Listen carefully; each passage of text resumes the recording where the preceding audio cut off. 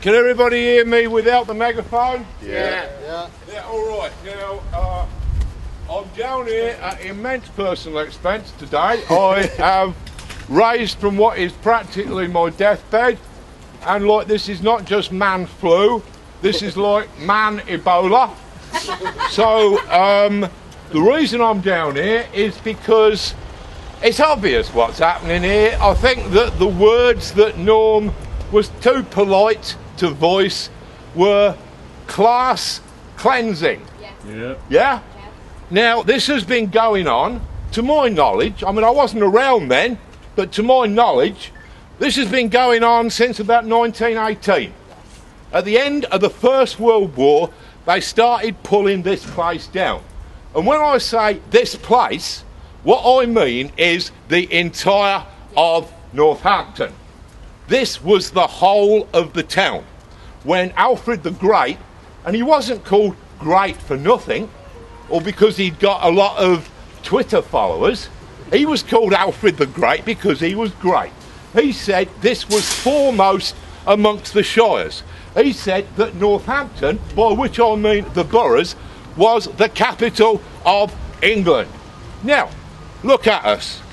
Since the end of the First World War, they've been pulling this place down. I wonder why that was.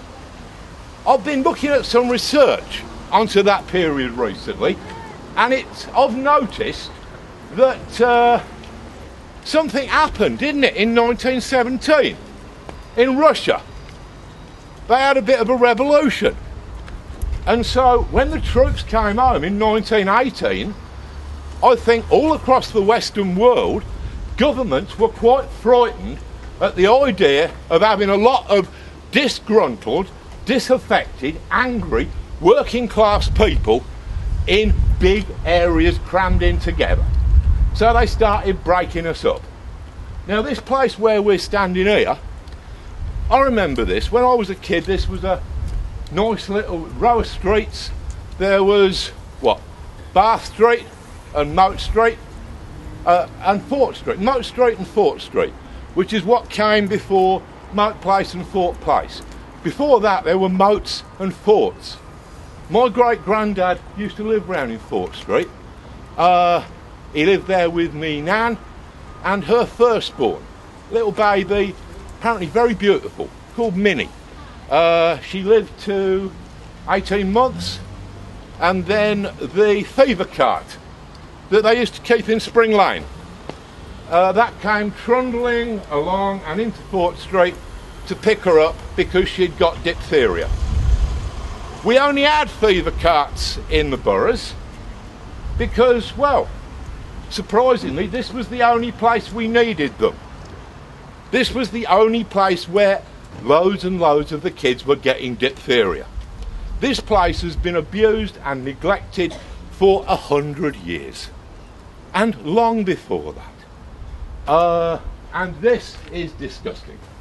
I think that the people here, I can only reiterate something that I said in the paper in my rant column a few weeks ago when I said, isn't it about time that the people who govern us had to submit to competence and proficiency tests? Now, there is absolutely no reason why they shouldn't. We all do. And if we do our jobs badly, we don't take an entire community down the toilet, do we? We'll get the sack. We'd get the sack. We wouldn't get the jobs in the first place. But I had a message from Brazil the other day. I had to fill in a questionnaire. And they were saying, "Dear Mr. Moore, how are you getting on with your request for competence and proficiency tests for government?" So this stuff goes a long way.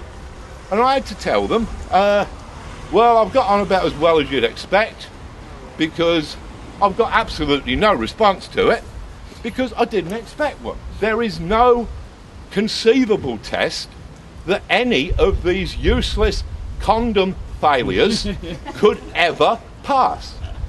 And I don't even expect them to explain why they shouldn't take this test, although that would be funny.